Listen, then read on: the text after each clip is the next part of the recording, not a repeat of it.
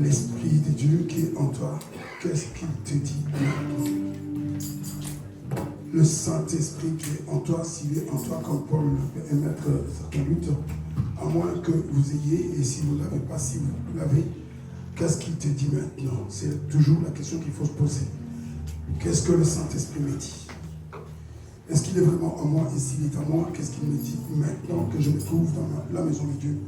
Moi, ce qu'il me dit, c'est que j'adore mon Dieu, que je prie mon Dieu, que je le célèbre. C'est pourquoi je dis, Éternel, mon Dieu, je suis dans la joie ce matin de me retrouver dans ta maison, parmi ton peuple, pour témoigner de toute ma reconnaissance. Oui, l'Esprit de Dieu qui est en toi, il ne va pas te faire penser aux choses restées dehors. Il ne va pas te faire penser comment tu as passé la semaine, qu'est-ce que tu as fait hier. Mais il va t'amener à la concentration, à la conscience que tu es dans la présence de Dieu.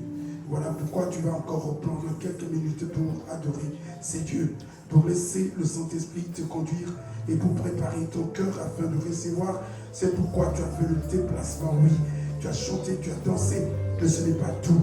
Le plus important, c'est que la parole qui va être semée, la parole qui va être annoncée, puisse être comprise et surtout puisse être pratiquée. C'est là le plus important. C'est pourquoi ce matin, Père, moi je ne me retiens pas.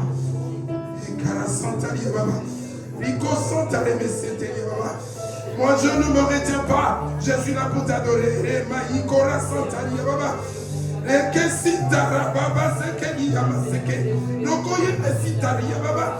Alléluia, moi je ne me retiens pas, j'ai besoin de toi. Mon Dieu, toi qui m'as réveillé ce matin, je sais que je pouvais rester chez moi comme des milliers de personnes dans ce monde. Je sais bien que je pouvais rester dans mon lit, que je pouvais prendre mon temps pour faire ce que je veux. Mais Père, pensons à ce que tu as fait pour moi, à ce que tu as payé, le prix que tu as payé. Je suis venu, pas pour regarder comment les gens dansent, pas pour écouter les autres prier, mais pour t'adorer ce matin, pour dire combien tu es grand, mon roi. Pour dire combien tu es grand, Jésus. Combien tu es grand, tu es grand, tu es grand. Merveilleux. Alléluia. Jésus, ton amour que tu as répandu sur nous. Je pense à cette parole qui dit, lorsque nous étions encore des pécheurs, tu as donné ta vie pour nous. Alors que nous ne méritions rien, nous étions condamnés, Père de Jésus. Oh, quand je lève mes yeux sur la croix de Jésus, je vois quel cadeau tu as créé, quelle souffrance, quel dépouillement, mon Dieu. Je ne peux pas me retenir, je ne peux pas rester indifférent ce matin. Je veux te dire seulement merci. Merci Jésus, merci Jésus, merci Jésus. Parce que tu as pris la place des pécheurs que nous sommes.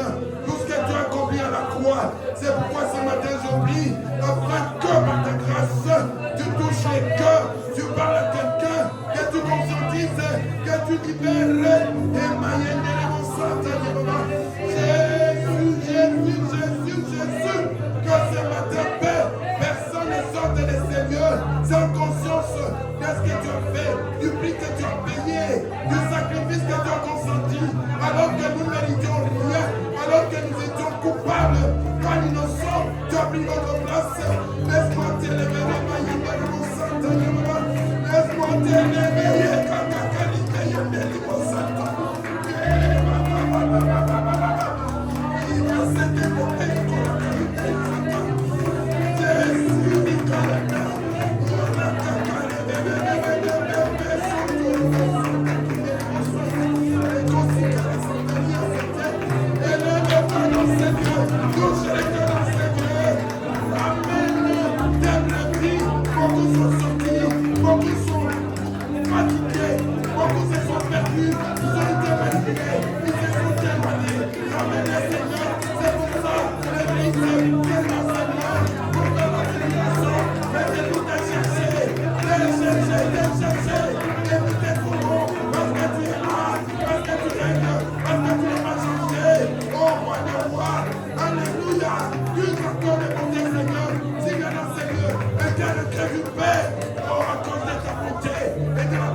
seulement que tu fasses quelque chose.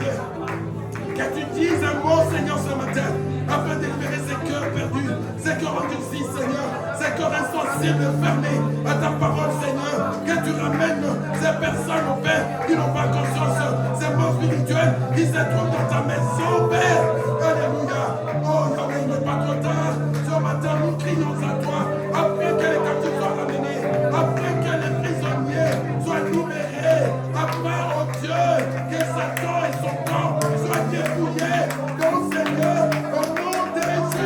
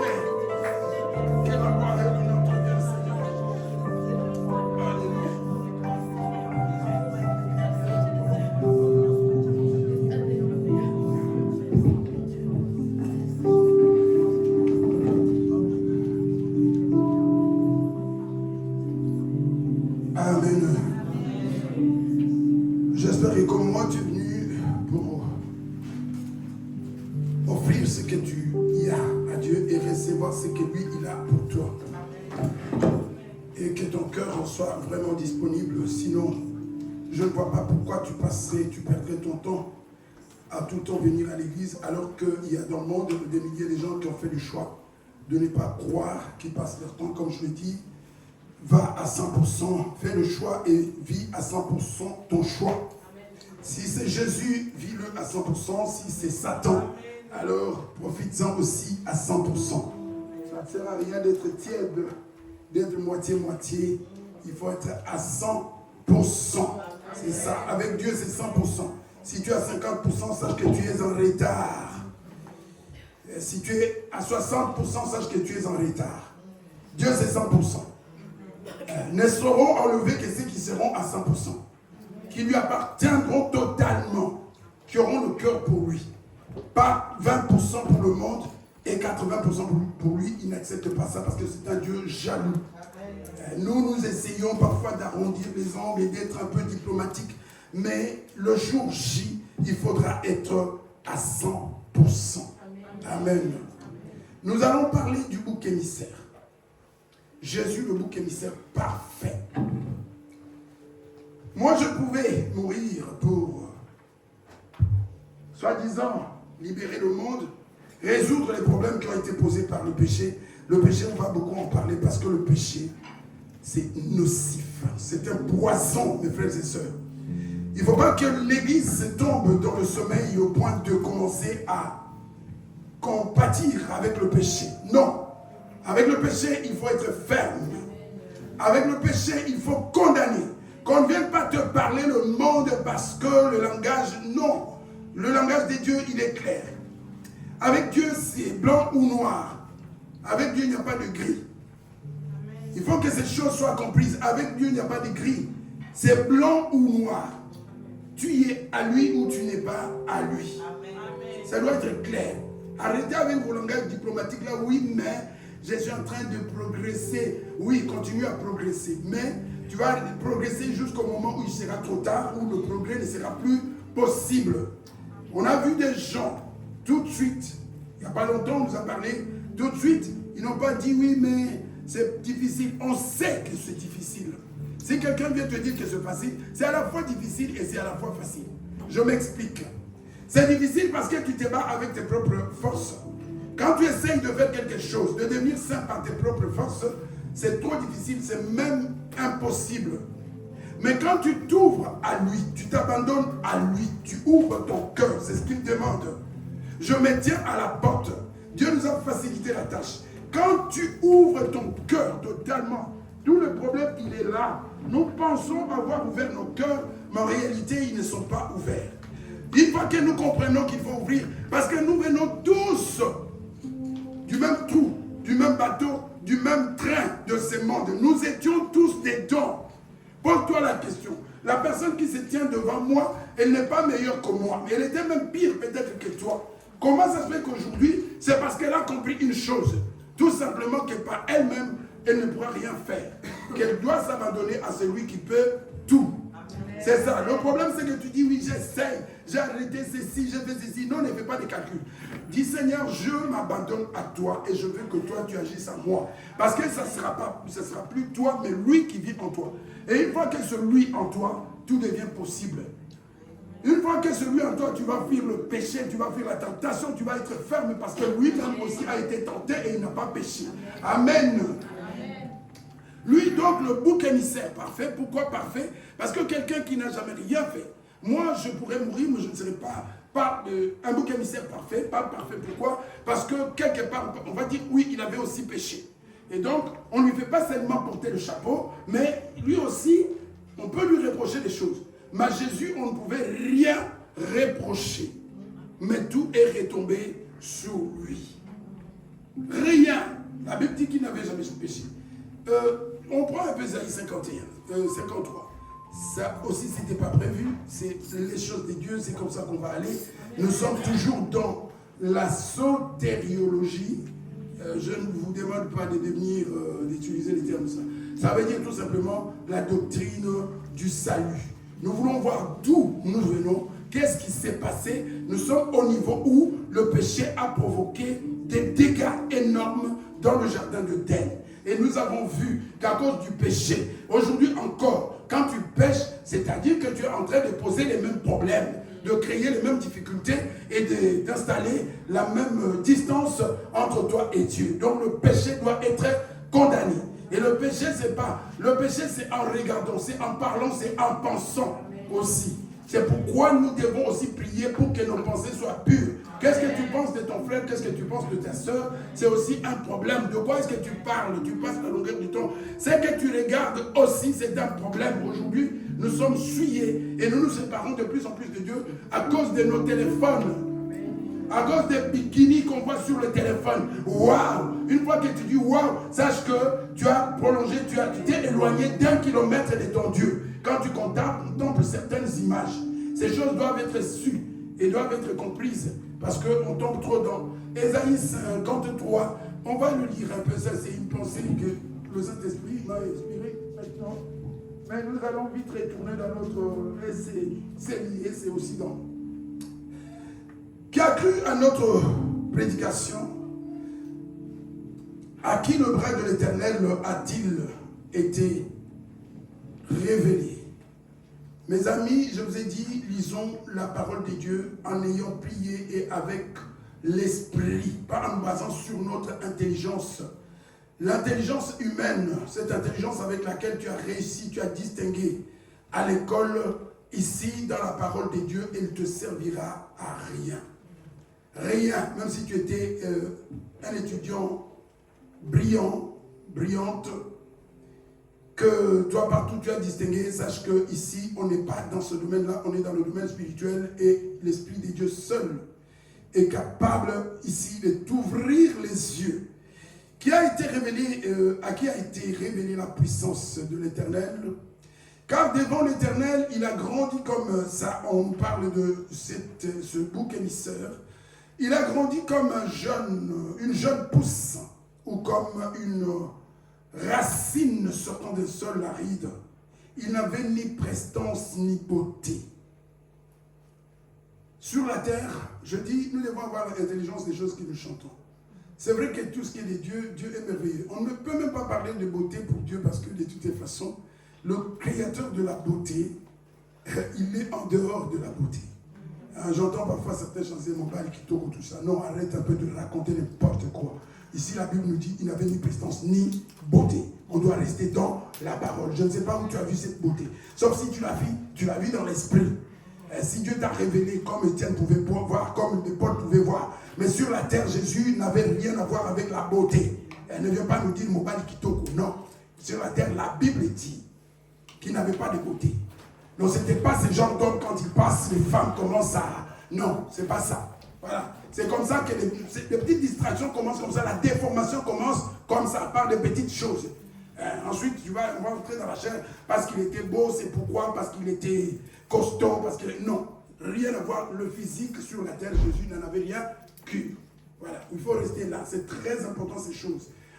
Pour retenir notre attention, c'est ce que la Bible dit. Donc il pouvait passer, tu regardes, tu dis, c'est pas mon genre. Hein? Comme Jésus pouvait passer ici, tu dis, c'est pas mon genre. Il n'a pas de biceps. Hein? C'est ce que la Bible nous dit. Donc physiquement, ce qui comptait quand Jésus est venu sur la terre, c'était pas pour séduire, c'était pas pour montrer comment il était beau. Ça, il faut arrêter ces histoires-là. Si tu es inspiré par l'Esprit de Dieu, tu ne devras pas nous parler de la beauté de Dieu physiquement. Voilà, ça c'est les manœuvres du diable. On comprend, même dans les petites choses, il commence toujours avec des petites choses et il va plus loin. Mais nous arrivons à ce qui nous intéresse vraiment. Rien dans son aspect qui put attirer. Retenez bien. Et quand tu comprends ça, des chansons comme ça ne les chantent plus. Hein?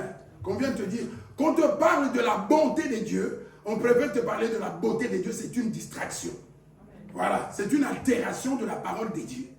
Parce qu'ils sont plus attirés par le physique que par le spirituel. Et nous, ce qui nous intéresse pour notre bouc émissaire, c'était pas s'il était grand de taille, ou il était petit, il était beau, il était, je sais pas, bien bronzé ou pas. Ça ne nous intéresse pas. C'est son intérieur. C'est le spirituel qui nous intéresse. Et c'est pas pour rien que c'est mis là. Si c'est mis là, c'est pour attirer notre attention. Il était méprisé, abandonné des hommes, un homme de douleur habitué à la souffrance. Cette description, mes frères et sœurs, notre bouc émissaire, c'est celui-là. Pourquoi? Lui qui était d'en haut, qui est venu en bas, qui s'est dépouillé. Nous savons que le summum de la beauté, c'était lui. Mais il a perdu même cette beauté, cet éclat. Il est descendu comme un homme simple. Et quand nous voyons que nous pensons que nous sommes quelque chose, parce que nous sommes beaux ou parce que nous sommes belles, ça montre justement que nous sommes encore loin de notre modèle. Parce que c'est lui le modèle. Notre aspect physique n'a pas d'importance. Notre taille n'a pas d'importance. Comment nous nous habillons, ça n'a pas d'importance. C'est juste des futilités, c'est des choses temporaires qui vont disparaître. Un homme ou une femme spirituelle, c'est celui qui est plus focalisé sur le spirituel. Qui regarde son portrait spirituel. Comment je suis spirituellement? Quand Dieu me regarde, il me voit bon ou vilain. C'est ça qui compte. Comment tu y es? Oublie ça, comment les hommes te regardent ou comment les femmes te regardent, ce n'est pas important. Si tu vois encore une personne, un homme ou une femme, qui ne parle que du physique, que du visuel, c'est quelqu'un de charnel. Et donc, par conséquent, il faut savoir comment se comporter avec une telle personne. Parce que celui qui est charnel, il est charnel. Sache que tôt ou tard, il deviendra un piège. Quand tu n'as pas l'esprit de Dieu, tu es un bon dépôt pour les démons. À un moment donné, ils vont t'utiliser. On doit être conscient de ces choses. On s'endort trop. On est trop aussi charnel. Oui, parce que quand tu dis bestie, il faut que ça soit bestie parce qu'il est spirituellement quelqu'un de bien, pas parce que c'est quelqu'un de charnellement, soi-disant sympa. Je reviens donc là à ce que je disais par rapport à nos amis. Même nos amis, nous devons les choisir. Même les frères à l'église avec lesquels nous devons être plus proches, nous devons les choisir. Moi, je m'apprête et je vais le faire pour dire à telle personne, attention, ne t'approche plus de tel frère. Moi, vous allez vous habituer. Je ne vais pas les parler derrière. Je vais le dire à haute voix. Je te dis, ne t'approche plus de telle soeur, ni de tel frère. Pourquoi? Parce qu'on a tiré les oreilles, on a conseillé, il n'écoute pas, on va le faire. Aujourd'hui, déjà, je vais le faire avec quelqu'un. Je vais le dire à quelqu'un. Telle personne est dangereuse, ne t'approche pas. Et si tu n'écoutes pas, sache que tu vas être classé comme la personne. Il faut que les choses changent maintenant. On ne veut pas les gens qui ne veulent pas écouter. Alors, tu es envoyé du diable pour se mettre de troubles partout ou quoi? Tu dois changer. Si tu ne veux pas changer, ta place, elle est dehors. Il était semblable à ceux devant lesquels on détourne les yeux. Ah ouais, quel genre d'homme? C'est pas avec Tesla que tu vas, oh, il est bien parfumé. Non. C'est ce que la Bible dit. Mais celui, c'est pourquoi il était justement le bouc émissaire parfait. Il était méprisé. Et nous n'avons fait aucun cas de sa valeur. Pourquoi? Parce qu'il n'était pas apparemment attirant. Mais il avait une valeur inestimable, incomparable. Personne n'était comme lui. Et aujourd'hui, dans le monde, le chrétien aussi doit être ce genre de personne. Tu es beau par la grâce de Dieu, tu es belle par la grâce de Dieu. Mais le plus important, ce n'est pas ce que les gens voient de ton apparence physique, mais ce que tu dégages en tant que chrétien. C'est ça qui doit être le plus important. Frères et sœurs, on commence à s'habituer. Non, peu importe. On va jusqu'à dire, mais Dieu regarde seulement le cœur. Mais il regarde aussi comment tu es habillé. Qu'on arrête ces gens-là de distractions dans les églises. Oui, Dieu regarde comment tu es habillé aussi. Voilà. Pas pour que tu es habillé Versace ou quoi, mais justement, tu es habillé avec pudeur et avec modestie. Tu lui fais honneur devant les hommes. Tu n'es pas à Cannes, chez les stars, où on descend avec des robes, ça dehors, et les gens applaudissent. Ils applaudissent le diable. Si tu regardes ça sur ton téléphone, les festivals de Cannes, et tu applaudis, tu es dans le même camp qu'eux. Amen. L'église va parler. Fini le temps des distractions. Moi, je dis, je ne passerai jamais à côté. Si j'ai un double visage et que je fais des choses en cachette, je vais aller en enfer à cause de ma propre vie, pas à cause de toi. J'irai jamais en enfer à cause de toi. S'il faut qu'on se sépare, on se séparera. Amen. Ça, c'est clair. Ne viens pas chercher les choses. J'irai jamais en enfer. Ce n'est pas comme si je perds l'argent. Je accepte de perdre de l'argent pour toi. Mais perdre la vie éternelle pour toi, jamais. Amen.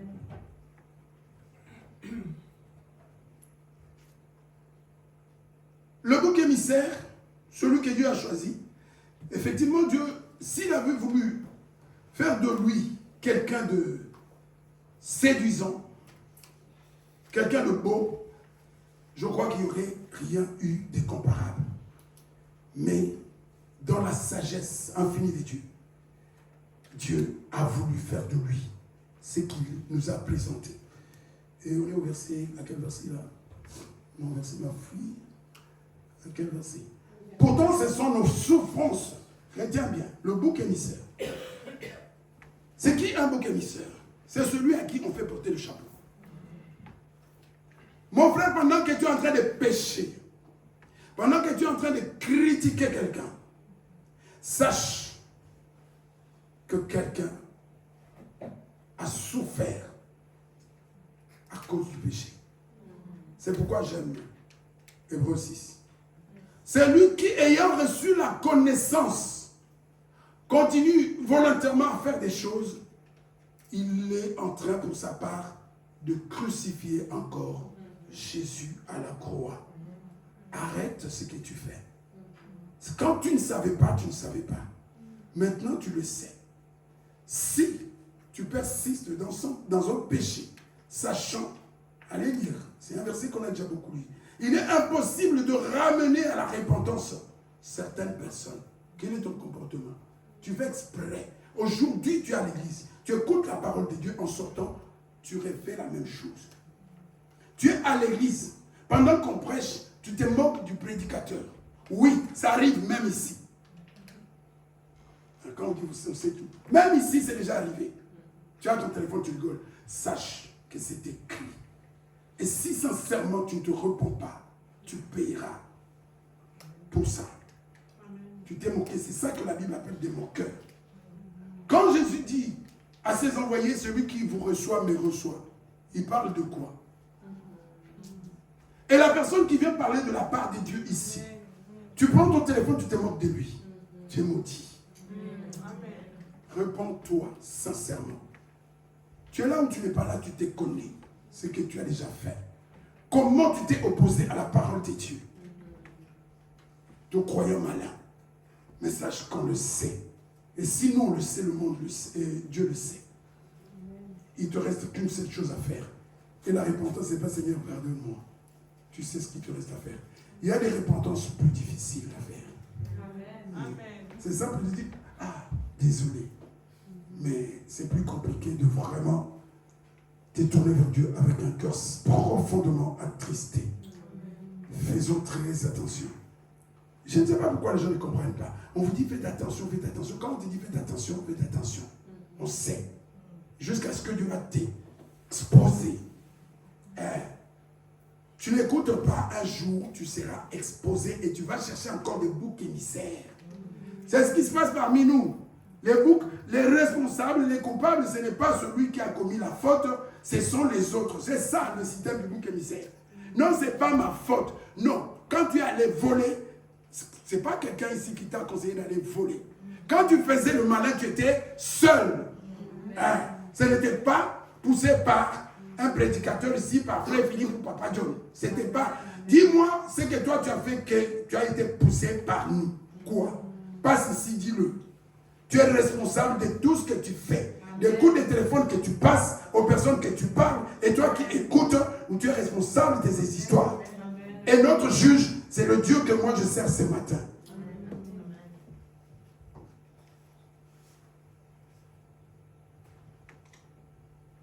Ce sont nos souffrances qu'il a portées.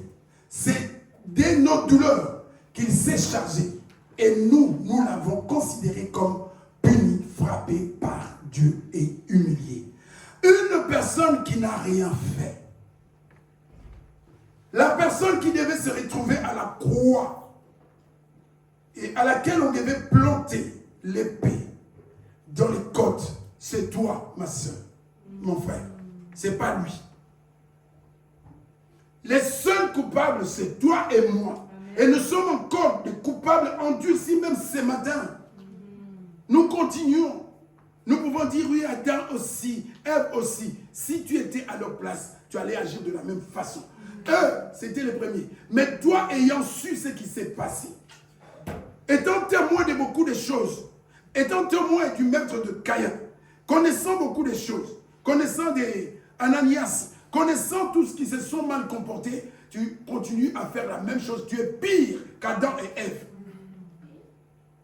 C'est pourquoi Jésus, quand il parle, il dit qu'il y a des villes qui seront jugées plus sévèrement que d'autres. Pourquoi? Parce que eux, au moins, ils n'avaient pas cette connaissance-là. Mais nous avons la connaissance. C'est pourquoi un enfant de Dieu, il doit faire très attention à ce qu'il fait. Pourquoi? Parce qu'il a la connaissance. Et c'est ce qu'on appelle en justice des circonstances aggravantes. Mais malgré ça, nous sommes là. Nous nous amusons, nous faisons ce que nous voulons, nous continuons. Et surtout, nous demeurons dans les mêmes erreurs. Nous sommes des humains, nous pouvons nous tromper. Mais demeurer, continuer à faire la même chose, ça s'appelle de l'endurcissement du cœur. Et la Bible t'appelle ce matin, n'endurcis pas ton cœur. Quand tu entends sa voix, n'endurcis pas ton cœur. Moi, je suis resté 8 heures. Ah, il ne se voit pas là. Ok. Je ne sais pas si je suis en retard ou en avance. Oui.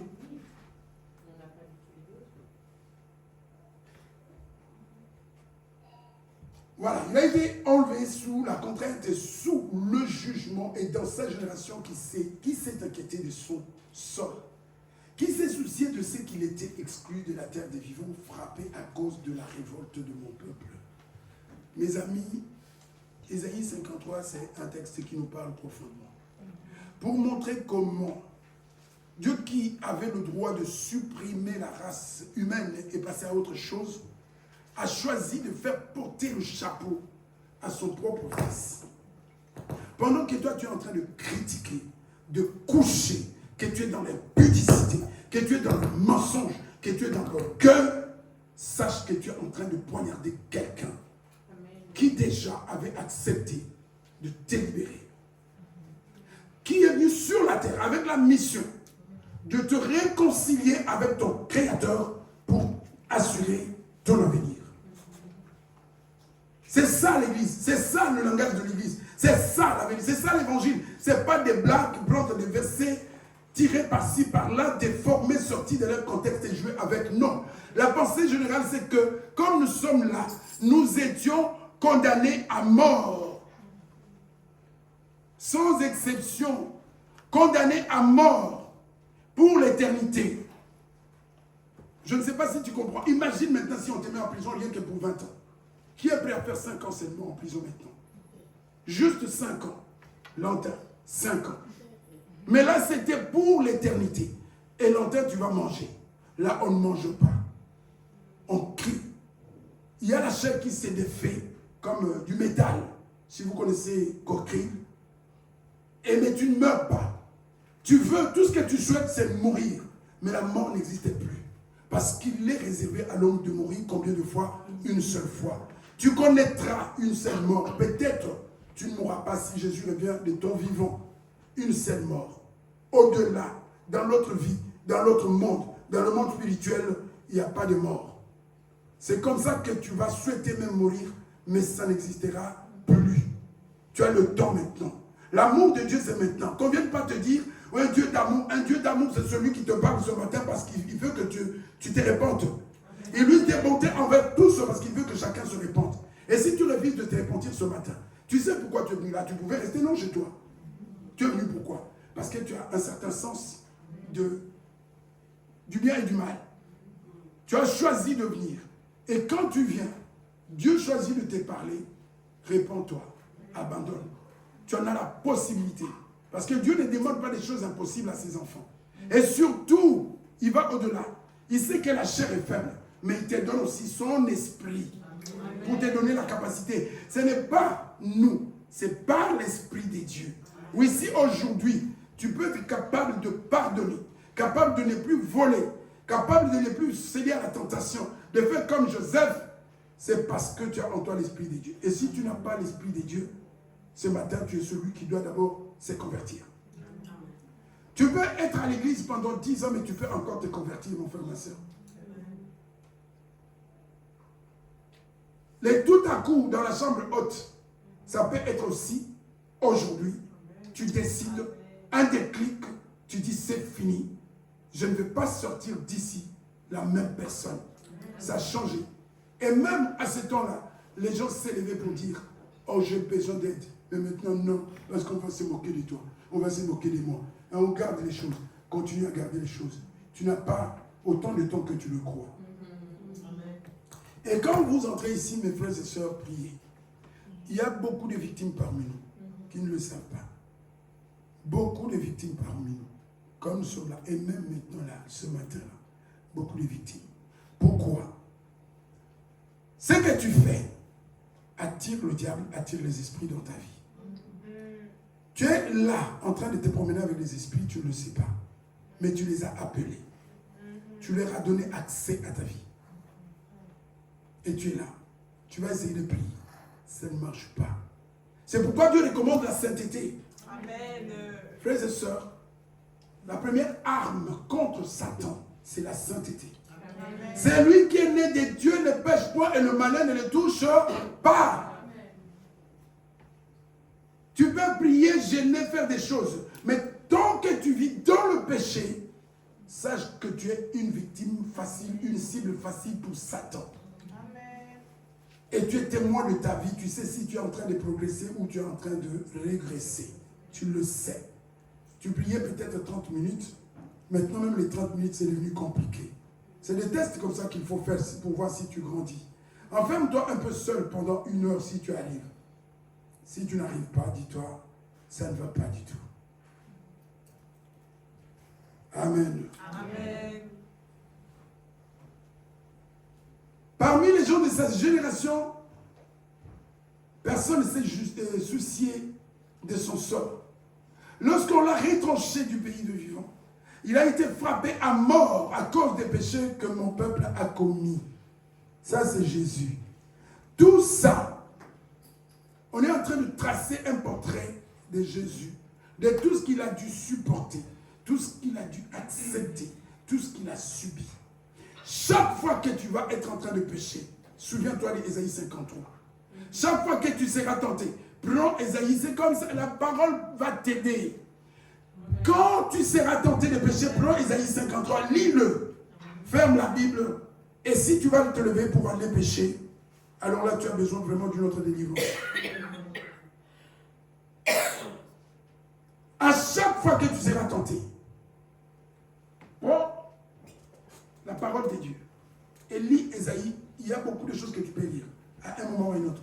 Mais prends un peu Ésaïe 51, lis. Et dis que quelqu'un m'a sauvé. Quelqu'un a tout pris sur lui pour moi. Et moi, je suis en train de refaire toujours la même chose. Si tu vas quand même commettre ton péché, dis-toi, tu n'as jamais reçu l'Esprit de Dieu. Et dans ce cas-là, il n'est pas trop tard. Demande toujours de l'aide. On a mis son tombeau parmi les criminels et son sépulcre parmi les riches, alors qu'il n'avait commis d'actes de violence et que jamais ses lèvres n'avaient prononcé de mensonge. Le bouc émissaire. Pourquoi est-ce qu'il doit en dire tout ça alors que jamais ses lèvres n'ont prononcé des mensonges? Aucun acte de violence. À cause de toi qui es venu là, ici ce matin. C'est à cause de toi.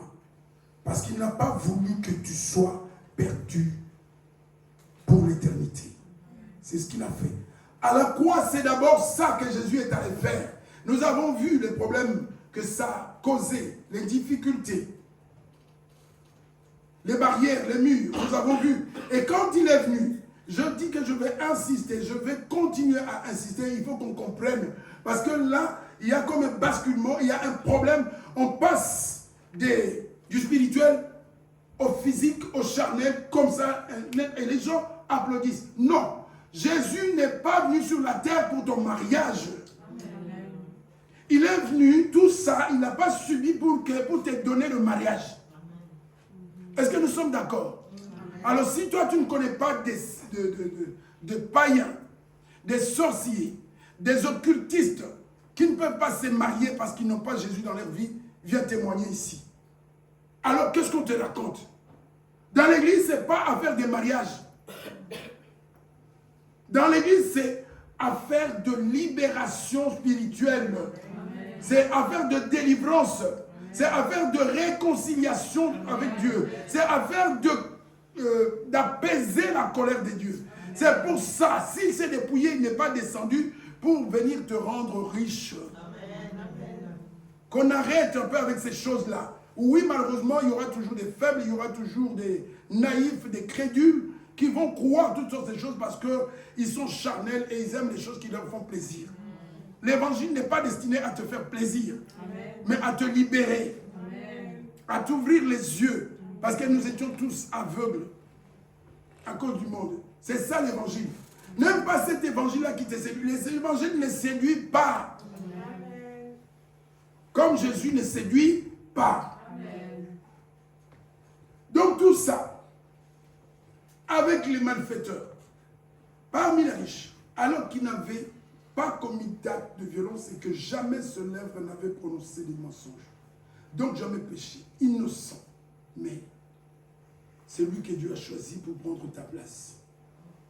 Il n'a plu à Dieu de le briser par la souffrance qui t'était destinée. Un petit exercice. Qui est capable de venir se tenir là, lever juste les bras, les mettre comme ça jusqu'à la fin de notre culte? Juste rester là et mettre prendre la position de Jésus là, avec les bras en l'air jusqu'à la fin de notre culte. Qui peut faire? Tu n'étais donc pas. Or, l'homme qui a péché dans le jardin d'Éden et sa descendance, leur sort, c'est qu'ils méritaient. C'est cette souffrance. C'est cette mort cruelle. C'est toi et moi qui méritions ça. C'était ça notre sort. Comprends bien. Je dis que malgré le péché, ils pouvaient continuer à se marier. Malgré le péché, ils pouvaient continuer à avoir les enfants. Malgré le péché, ils pouvaient s'enrichir. Malgré le péché, ils pouvaient avoir beaucoup de choses dans la vie. Mais à cause du péché, la vie éternelle avec Dieu n'était plus possible. C'est ça le principal. C'est ça l'essentiel. Et donc toi, tu dois d'abord te focaliser sur cela, sur le royaume. Comment retrouver la confiance? Comment retrouver l'amitié? Comment retrouver cette intimité avec celui avec qui je t'ai séparé? C'est par Jésus-Christ. Et qu'est-ce qu'il me demande de faire? Ce n'est pas venir. Déjà, tu es à 40% dans ta foi. Et on vient t'ajouter encore des choses. Tu sais si tu fais comme ça, tu sais si tu fais comme ça, tu sais si tu fais comme ça, avec toutes sortes de choses qu'on voit à gauche et à droite. Et on va même te livrer des secrets pour devenir riche. Non, Dieu qui connaît les choses, Dieu sait qui sera riche parmi nous. C'est ça que les gens ne comprennent pas. Ce n'est pas parce que toi tu viens me révéler un secret. Dieu sait qui sera riche parmi nous et qui sera pauvre. Et Dieu sait que tel je ne peux pas l'enrichir parce que si je l'enrichis, je vais le perdre. On nous raconte quoi?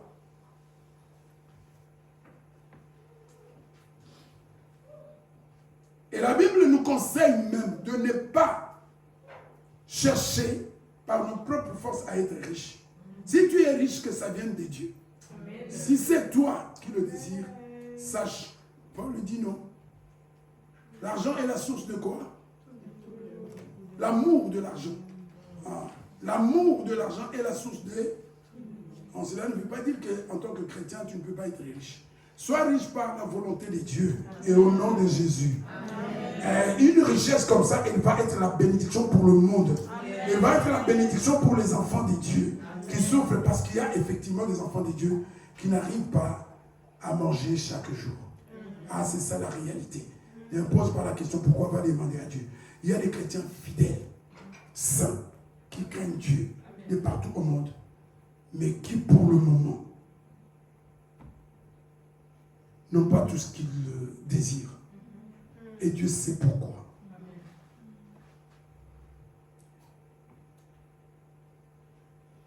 Bien que toi, Dieu, tu aies livré sa vie en sacrifice de réparation, il verra une descendance, il vivra de longs jours et il accomplira avec succès ce que désire l'Éternel. Ceci était un rappel pour savoir de quoi est-ce que nous parlons et pourquoi nous sommes à l'église. Parce que Dieu, dans son amour, c'est ça l'amour. L'amour, c'est quoi? Tu as un enfant à qui tu donnes des conseils. Tu donnes des conseils à ton enfant. Tu fais tout. Tu pries pour lui. Tu l'interdis d'aller à certains endroits. Il ne t'écoute pas. S'il lui arrive quelque chose, le problème, c'est toi. Malheureusement, moi, j'ai ce cœur-là où je ne veux pas... C'est qu'un homme simple, c'est ce qu'il a. Ah, on va dire, mais c'est méchant. Non, c'est pas méchant. Tu es naïf, tu ne comprends rien. Parce que quand tu lui disais de ne pas aller à cet endroit, c'est peut-être poussé par Dieu que tu lui disais de ne pas aller là. Et il est allé, et donc il va récolter ce qu'il a sémé, et tu ne peux rien changer à cela. C'est ça l'intelligence. Les gens sont tellement charnels, tu crois, tu vas t'apitoyer, tu vas attraper des maladies et mourir pour rien, alors qu'il n'a récolté que ce qu'il a sémé, même si c'est ton enfant. Il va voler, la police intervient, et on le tue. Tu fais quoi? Tu veux changer quelque chose? Il va aller même en enfer. Tu peux refuser de manger. Voilà pourquoi moi je vais manger. Amen. Tu vas faire tout ce que tu veux, ça ne change rien. Oui, on fournit parfois des efforts inutiles qui ne servent à rien. Et tu crois que comme ça, c'est ça. Tu appelles ça de l'amour. Ce sont des émotions. L'amour, c'est l'amour de Dieu. Tu vois la différence entre l'amour de Dieu et ton amour? Je vais te le montrer. Regarde ce que Dieu a fait. Son fils. Ne me dis pas que Dieu, toi tu aimes ton fils plus que Dieu aime Jésus. Tu vois ce qu'il a fait? Un mal pour le bien. Tu es capable d'accepter que ton enfant souffre. Mais pour le bien après, ou pour l'autre bien des autres, c'est pourquoi c'est des émotions. Arrêtons d'appeler ce que nous ressentons parfois là comme de l'amour. Ce n'est pas de l'amour. C'est parce qu'on nous explique pas la différence entre l'amour. Ce n'est pas de l'amour. Est-ce que tu fais du bien aux gens qui te font du mal? Nous avons fait du mal à Dieu. Mais il a quand même accepté de sacrifier son fils pour toi et moi. C'est ça l'amour. Je vais rappeler encore quelque chose. L'hypocrisie qu'il y a parfois même dans nos mariages. Amen. Il y a aussi beaucoup d'hypocrisie, soi-disant déguisée amour dans nos mariages. Regarde ce qui se passe après le divorce. Regarde quand tu as déception. Si tu aimes ton mari ou ta femme, tu ne l'afficheras jamais. Quel que soit ce qu'elle va faire. C'est ça l'amour. Il va voir. Tu deviens la star d'Internet pour celui à qui tu as dit il y a quelque temps seulement je t'aime. Tu as dit mon amour hypocrite. Tu ne l'as jamais aimé. Tu aimes ton homme, tu aimes ta femme. Jamais. Jamais. Quel que soit ce qui peut se passer, tu vas la protéger. Séparez-vous sans la livrer au monde. Sans te venger. Le jour où tu le feras, sache que tu étais qu'un hypocrite. Tu profitais d'elle ou de lui. tu étais avec elle ou avec lui parce qu'il te donne du plaisir. Amen. Vrai ou faux? Quand c'était bien, je t'aime. Maintenant qu'il s'est trompé parce que c'est un homme, un être humain, il faut le livrer. Tu l'aimes? Non, tu ne l'as jamais aimé. Tu ne l'as jamais aimé. On parlera en profondeur de l'amour. On confond trop les choses. Les sentiments, les émotions, on les confond avec de l'amour. C'est pourquoi le véritable amour, la femme ou l'homme que tu as aimé, si tu l'aimes vraiment, quoi qu'il se passe, est-ce que tu peux continuer à aimer la personne que tu as épousée, même après le divorce, même après la séparation, à la protéger, à ne pas vouloir qu'on dise du mal de lui ou d'elle. C'est ça l'amour. Peu importe ce qui s'est passé entre nous, laisse la personne tranquille. Amen. Et je ne voudrais pas que tu viennes parler du mal de cette personne à moi. On va faire ça ailleurs. Tu vois le véritable amour?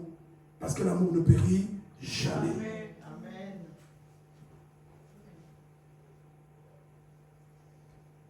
Ça, c'était le portrait de notre bouc émissaire. Nous revenons maintenant en plein dans notre étude. Qu'est-ce qui s'est passé? Le péché a mis Dieu en colère. Nous le savons. Et par conséquent, l'homme et Dieu ne pouvaient plus cohabiter.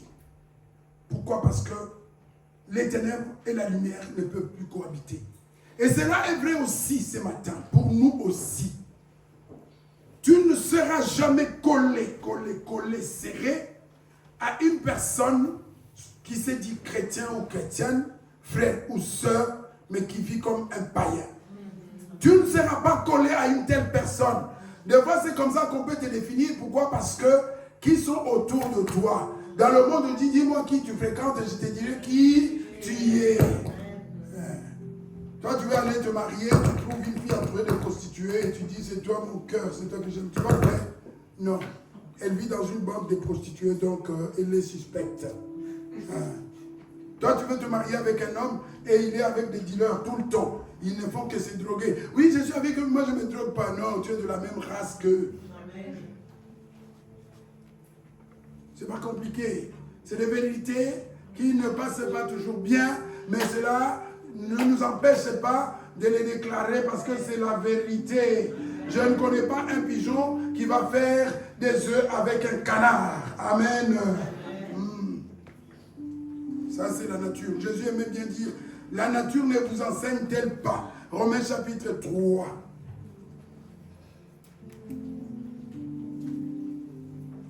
Le bouc émissaire parfait. Donc, la personne vraiment la mieux adaptée pour porter le chapeau des pécheurs que nous sommes.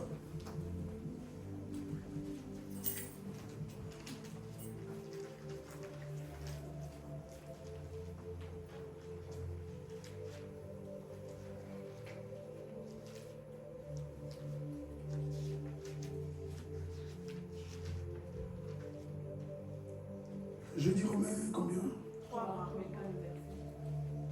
Le verset on peut prendre à partir du verset 20.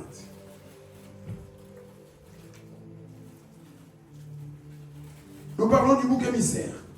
Et le bouc émissaire, c'est la personne qu'on désigne ou qui se désigne pour prendre ta place. Non seulement le Père a demandé au Fils, mais le Fils était d'accord. Il a accepté. On n'a pas dû le supplier. Donc, parfait. Pas quelqu'un qu'on a forcé. En effet, personne ne sera considéré comme juste devant lui sur la base des œuvres de la loi. Impossible. Ça nous ramène justement le salut, ce n'est que par la foi. Nous viendrons plus tard avec des expressions latines ou grecques. On dit sola fide, seulement la foi. Et rien d'autre, pas l'argent. C'est pas par les prières. Ça c'est ça, sola fide c'est ça.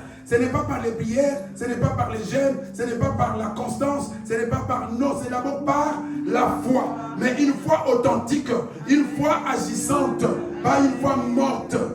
Rien que par la foi. Il faut commencer par là. Tu as des œuvres, d'accord. Donc les œuvres qui vont prouver qu'effectivement toi tu es quelqu'un qui y croit. Comme Abraham et comme... Pas parce que tu as fait quelque chose ou parce que tu as donné. L'argent que tu vas donner aux gens, ce n'est pas ça qui va te sauver. Mais si tu donnes l'argent parce que tu as la foi de Dieu et parce que tu as compris que celui qui a la foi, il ne peut faire que les bonnes œuvres, alors tes bonnes œuvres ont de la valeur. Parce que c'est à cause de ta foi et pour la gloire de Dieu que tu le fais. Tu peux le faire aussi pour ta propre gloire. Tu fais les choses comme ça, par vivre un gars. Des fois, c'est ça, non?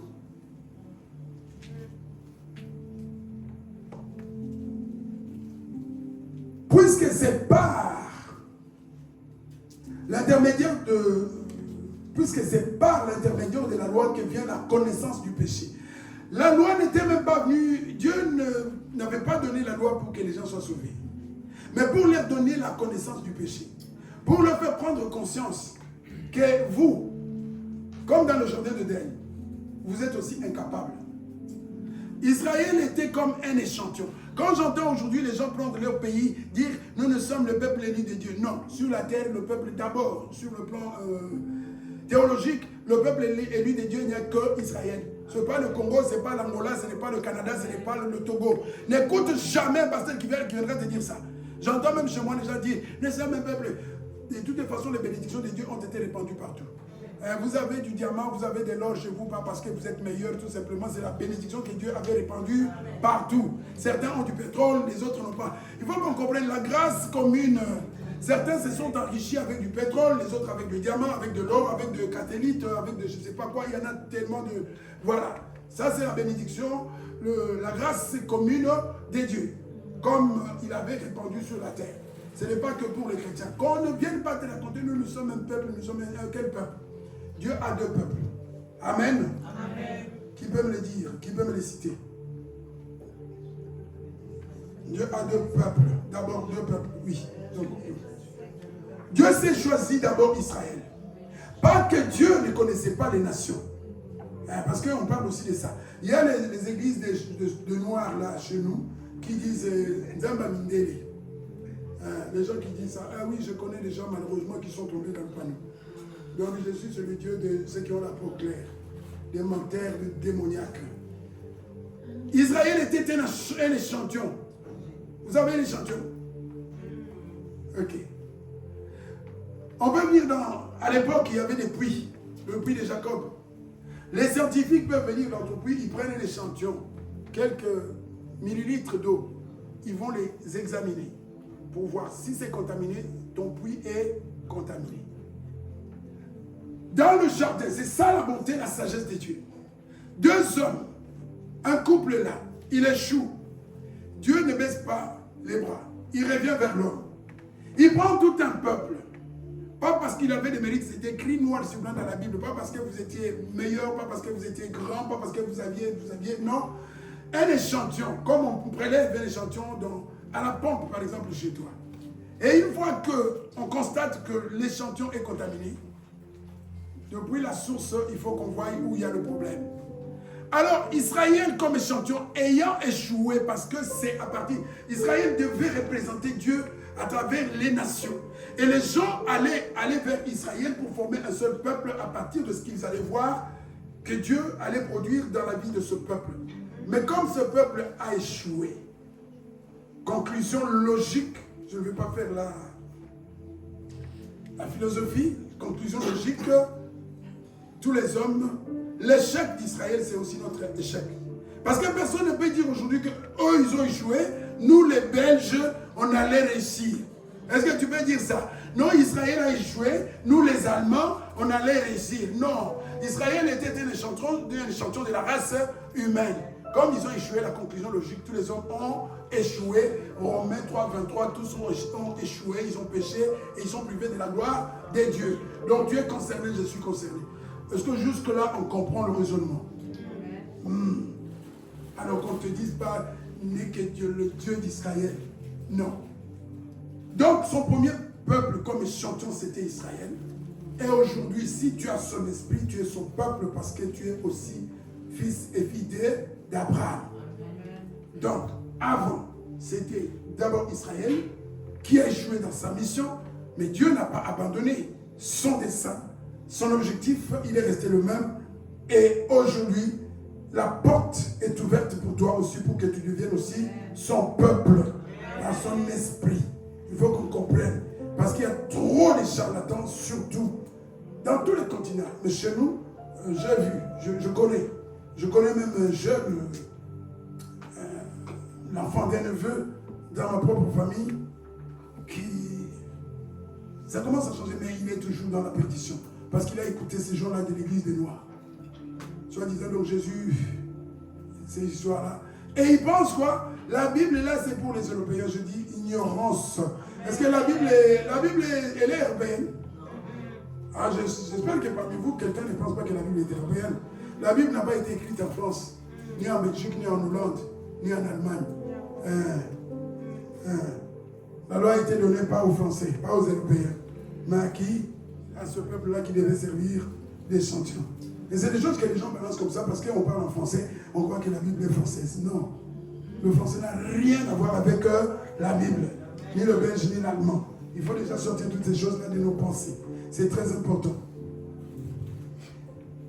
Tout ce donc qu'on péché, en effet, personne ne sera considéré comme juste devant lui, sur la base des œuvres de la loi, puisque c'est par l'intermédiaire de la loi que vient la connaissance du péché.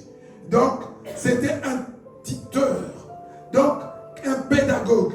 La loi était censée nous conduire jusqu'à Jésus. Nous avons parlé des 3 lois. Nous allons détailler tout ça. Donc, c'est comme si on te donne quelqu'un, on dit, tiens, la main de cette personne, amène-la jusqu'à la destination. La loi était destinée seulement à ça, à nous montrer ce que nous devons faire et ne pas faire. Donc Israël, comment il devait continuer à plaire à Dieu, exactement comme on l'avait dit dans le jardin d'Éden, ne mange pas ça.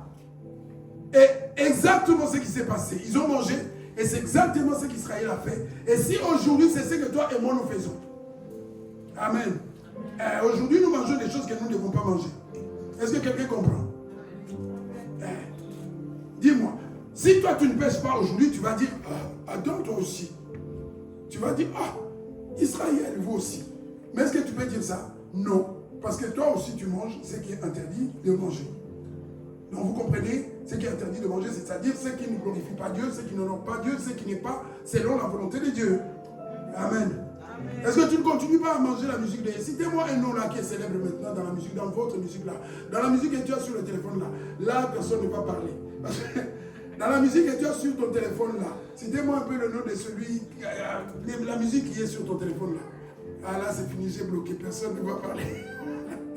Bon, citez-moi quand même un nom d'une des stars du monde. Citez-moi un nom, vous connaissez. Hein? Vous entendez quelque chose? Moi, j'entends rien. Celle qui a dit, celle-là. Est-ce que tu ne manges pas? Est-ce que ce n'est pas un fruit interdit? Est-ce que tu ne manges pas? Arrête de t'acharner sur Ève et Adam. Parce que tu es Ève et Adam. Tu continues à manger qui là? Répète s'il te plaît. Non, je sais pas. Quand on dit toi, ce n'est pas toi forcément, toi la personne, c'est nous, voilà. C'est comme, tu vas voir dans la Bible, le Seigneur parle d'Israël pour dire tu.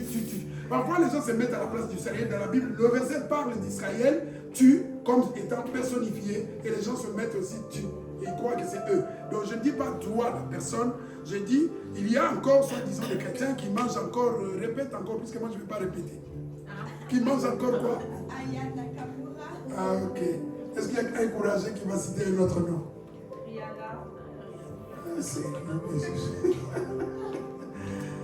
Malheureusement, il y a des gens qui savent que manger ces personnes-là, c'est-à-dire consommer leur production, des choses, avant de les produire, ils ont signé des contrats avec le monde des ténèbres. Amen. Tu demandes de l'eau à quelqu'un et tu vois qu'il va te chercher de l'eau à une pompe rouillée. Tu vois la sortie de l'eau, c'est rouillé, c'est sale.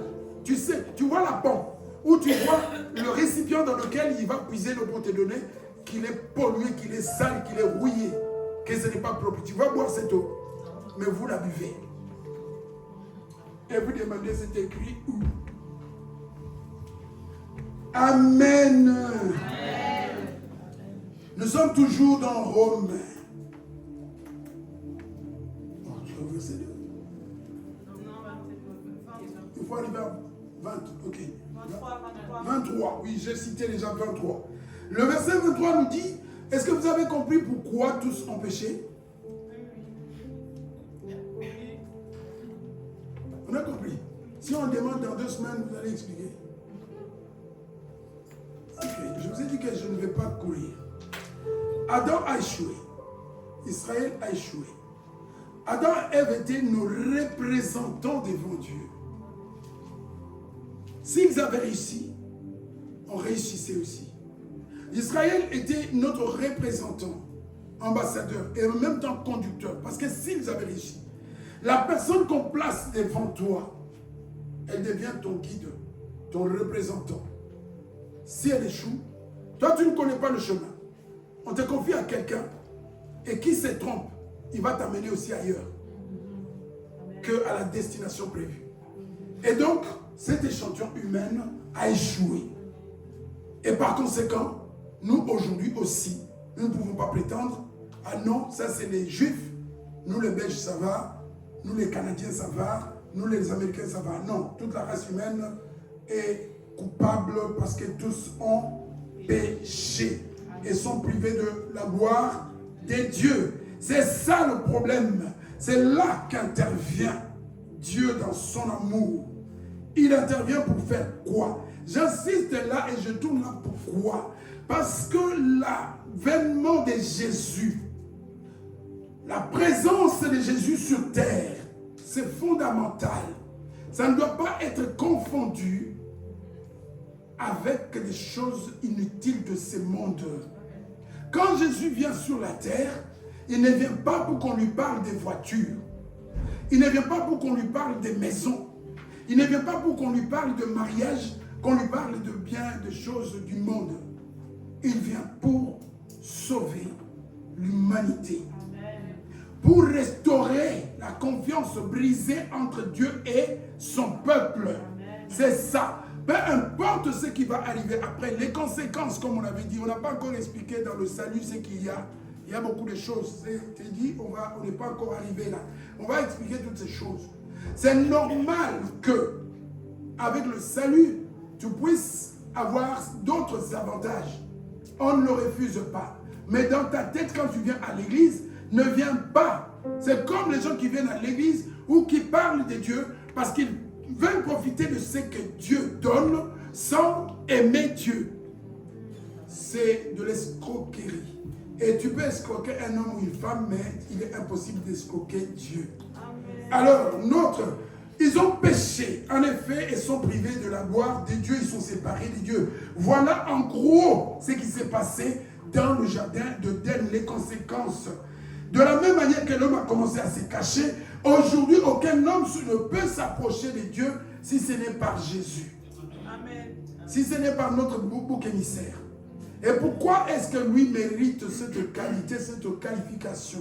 Et ils sont déclarés juste par sa grâce, c'est ton don que Dieu leur fait par le moyen de la délivrance apportée par Jésus. Par Jésus. Pourquoi Jésus et pas quelqu'un d'autre? Pourquoi pas un pasteur? Parce qu'un pasteur c'est un pécheur et il ne pouvait pas payer le prix que Jésus a payé. Parce que nos parents ce sont des pécheurs et ne pouvaient pas payer le prix que Jésus a payé. Parce que Moïse lui-même était pécheur et parce qu'il ne pouvait pas payer le prix que Jésus a payé. À partir d'Adam jusqu'au dernier jour quand Jésus va revenir, aucun homme sur la terre n'était capable, ne sera capable, n'est pas capable de payer le prix que Jésus a payé sur la croix. Ça doit être clair. Nous devons nous forger comme ça des convictions dans notre marche en tant que chrétiens. Des choses vérifiées et que nous trouvons dans la Bible. Qu'on ne vienne pas te dire, Marie aussi peut participer. Marie ne participera, elle avait sa mission, elle s'était gardée, elle était vierge, elle était une femme obéissante et Dieu l'a choisie pour donner naissance à Jésus. Un point barre. Si dans le salut, Marie a joué un rôle, c'est qu'elle est la maman Elle a donné naissance à celui qui est devenu notre sauveur et ça s'arrête là. À partir de ce moment, oublie Marie. À partir de ce moment que tu sais que oui, il est venu selon les desseins de Dieu par une vierge qui s'appelait Marie, le rôle de Marie s'arrête là. Elle n'a rien à faire dans tes prières. Prions pour. Tu pries pour Marie. Tu sais où elle est. D'abord, nous savons qu'on ne prie pas pour les morts. Ça ne change rien. Tu tombes ici. Si je tombe ici, pas tu, les gens ont peur. Je tombe ici. Vous constatez vraiment que je suis mort. Si vous avez la foi, essayez de prier peut-être pour que je revienne à la vie. Mais ne prie pas pour que mon sort change. Parce que si Dieu décide de ne pas me ramener à la vie, mon dossier est clôturé. Et j'aurai ce que j'aurais sémé. Amen. Mais c'est les cœurs. On va aller parce qu'ils ont mis là, on prend le cercueil, on met là. On va aller prier pour son âme. Pour que... On a été aussi une fois avec des personnes ici. Un pasteur qui venait de Bruxelles, prions pour la personne était couchée là, prions pour son âme. Tu pries pour son âme, que son âme fasse quoi? C'est ça qui est compliqué avec le christianisme. Nous lisons la même Bible. Et je ne sais pas où tu vas ramasser pour prier pour l'âme de la personne qui est décédée là depuis ces 3 jours. À moins que tu dises que Dieu m'a révélé que je peux le ramener à la vie, il peut le ramener à la vie. Là, je peux te suivre. Hein? Parce que Dieu est capable, comme Lazare, Dieu est capable. Mais ne viens pas me dire qu'on prie pour son âme, repose en paix. Son âme va reposer comme les enfants de chez nous disent, en désordre. Et si tu n'as pas bien sémé, ça va reposer en désordre. Tes prières ne changeront rien. Hein? Quand quelqu'un meurt et qu'il n'est pas encore enterré, tu peux, si tu as la foi, tu peux prier pour qu'il revienne à la vie. Ce n'est pas impossible. Hein? La résurrection, c'est possible. Nous le voyons dans la Bible, mais ça, c'est possible. Mais ne prie pas pour que quelque chose change dans ce qu'il va recevoir ou de l'endroit où il va aller. À la minute même, lui, il sait déjà où il va aller. Amen. Alors, tu meurs ici, on sait où tu vas aller. Arrêtons de glober tout ça. Ça ne changera rien. Et même de s'apitoyer. Je t'ai conseillé, je t'ai prêché, j'ai prié pour toi. Tu n'as pas voulu te repentir. Tu meurs, tu crois quoi? Je vais faire quoi? Après les mots d'estomac. Oh, et si dit. Et comme Amen. Là, ça devient l'affaire de Dieu. On continue. Celui qui, Jésus, que Dieu a offert comme victime destinée à faire quoi? À expier les péchés. À faire quoi? Expier les péchés. Quelqu'un peut m'expliquer ce que veut dire expier?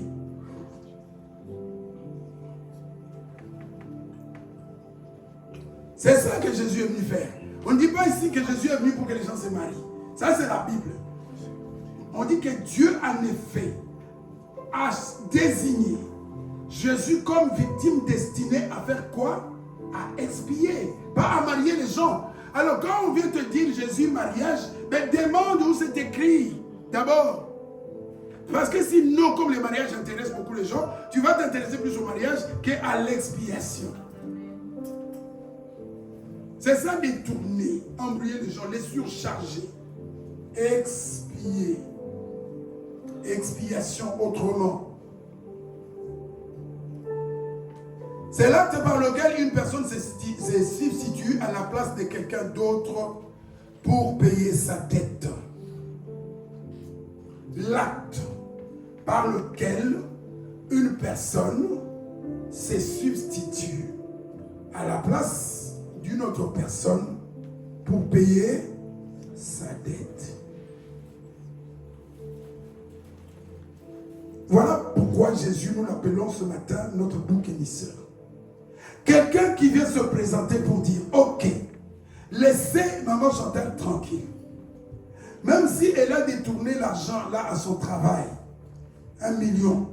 Moi je paye les 1 million et s'il faut aller en prison, laissez-la tranquille, moi je vais aller en prison à sa place.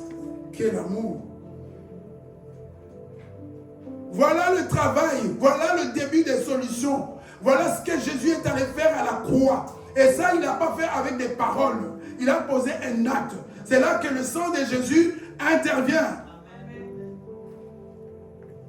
Nous allons aller lentement. C'est là que le sang de Jésus intervient pour apporter la solution au problème qui s'était posé dans le jardin d'Éden et qui persiste jusqu'aujourd'hui. On peut prendre Lévitique chapitre 16, verset 14 à 16.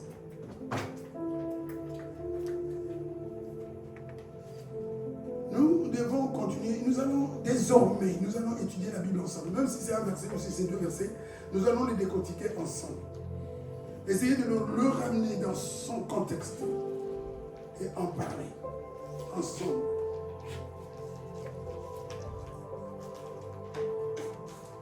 Lévitique. Je prends le verset 16. Le chapitre 16, verset 14 à 16. Chapitre 16, verset 14 à 16. Nous lisons la parole de Dieu. Pour ne pas... Vous allez comprendre l'histoire. Il prendra du sang du taureau, le sacrificateur. C'est qu'on ne fait pas aujourd'hui. Et c'est important. Aujourd'hui, on ne le fait pas. À l'époque, quand les gens péchaient, voilà ce qui se passait. On prenait le sang du taureau et on fera aspersion. C'est qu'on continue à faire aujourd'hui. Alors il faut tout faire. Avec son doigt sur le côté, les détails, bon, on va les lire pour que vous compreniez qu'on ne peut plus retourner à ces choses-là. Sur le côté oriental du propitiatoire. Donc ici nous avons expiation et ici on nous parle de propitiation. Nous allons expliquer tout ça. Puis il en fera 7 fois aspersion devant le propitiatoire. Il immolera le bouc du sacrifice, le bouc émissaire. Nous allons voir pourquoi émissaire. Du sacrifice, le sacrifice de Jésus, pour le péché du peuple. Jésus est mort pourquoi? Le péché des humains, pour nos péchés. Précisons bien, nos péchés. Même si nous sommes là avec le micro en train de parler de sa part. Il va immoler, comme on a immolé Jésus, que le bouc sacrificiel pour le péché. Pas pour ses propres péchés, mais pour nos péchés. Et emportera le sang au-delà du voile. Tout ça, nous, on n'a plus ça. Il ne faut même plus en parler dans nos églises. Il procédera avec ce sang comme avec celui du taureau. Il en fera des aspersions sur le propitiatoire et devant lui. Ce que nous devons retenir ici, c'est qu'un animal a été immolé et que son sang a été récupéré. Et ce sang va jouer un rôle important dans la vie de ce peuple ou de la personne concernée qui avait péché. C'est pourquoi, comme les anges n'ont pas le sang, il fallait que Jésus ait un corps et avec du sang, parce que ça c'était la préfiguration de ce qui allait venir, de ce que nous sommes en train de vivre ou de ce que nous avons vécu. C'est ce que la Bible appelle l'ombre des choses à venir qui se sont accomplies en Jésus. C'est là quand je commençais à comprendre la Bible, je dis mais pourquoi je vais aller retourner dans les choses dont j'ai été libéré? Et ça se faisait 1000 fois. Si tu vis 100 ans, c'est-à-dire que pendant 100 ans, la cérémonie allait se répéter. Mais Jésus a tout abrégé comme il a abrégé la loi, comme il a résumé la loi, et il a simplifié les choses une seule fois pour toutes. Donc une fois que tu l'as en toi, celle-ci est déjà accomplie pour jusqu'à son retour. Mais toi tu dis non, moi je vais aller encore chercher des boucs pour prendre le sang et le mettre sur moi.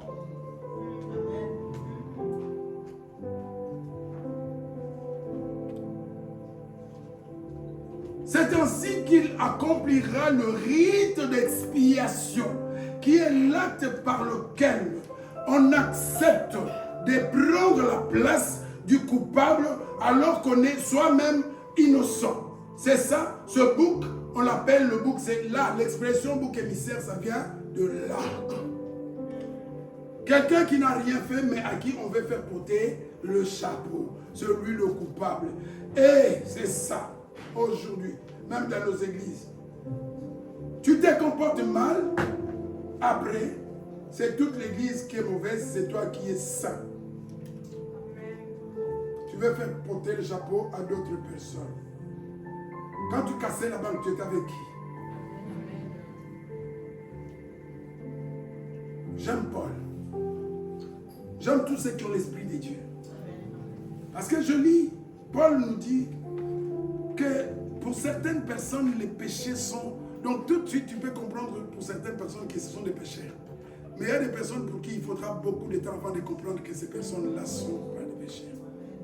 La Bible nous donne la sagesse. C'est pourquoi il ne faut même pas te précipiter de... Non. Certaines personnes, il faut des années pour que tu la comprennes vraiment. Il y a d'autres, tout de suite, tu dis, hey, c'est pourquoi? À toi de voir. C'est comme ça que nous marchons. Et il y a des signes qui ne trompent pas. C'est ainsi que le sacrificateur va accomplir l'acte qui consiste à mettre sur ce bouc les péchés, le pauvre bouc innocent. Il n'a pas insulté les gens. Innocent. L'agneau de Dieu, innocent. Il n'a rien fait. Et c'est sur lui. Et c'est son sang qui doit intervenir pour que Dieu accepte. Celui qui doit se sacrifier. C'est-à-dire, au lieu que ce soit toi qui dois être égorgé, quelqu'un d'autre dit, égorgez-moi à sa place.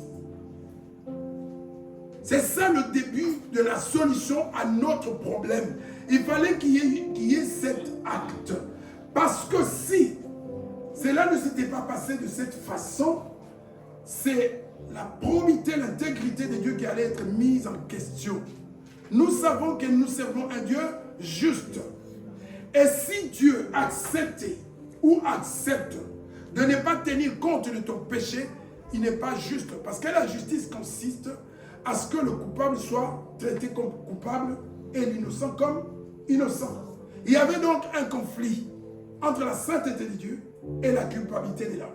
Il fallait que la solution soit trouvée. Je vais aller doucement. Vous êtes habitués à Dieu t'aime, amen. On n'est plus dans les Dieu t'aime. Ça on le sait. Tu le crois ou tu ne le crois pas, Dieu t'aime. Amen.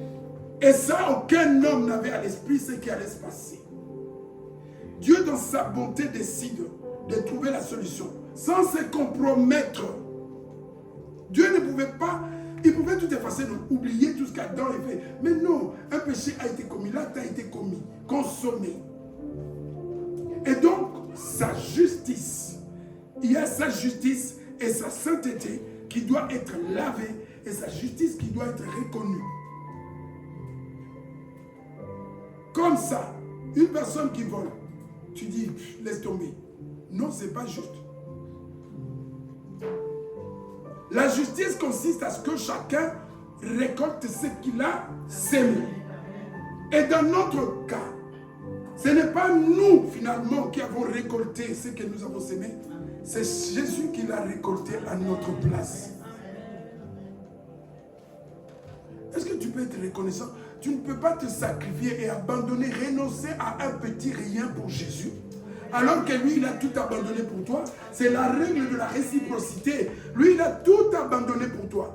Et toi, tu ne veux même pas te priver de ce petit plaisir.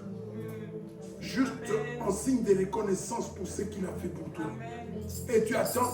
Jésus observe et il voit. Et tu veux qu'il revienne te chercher. Toi qui n'as pas été reconnaissant pour ce qu'il a déjà fait.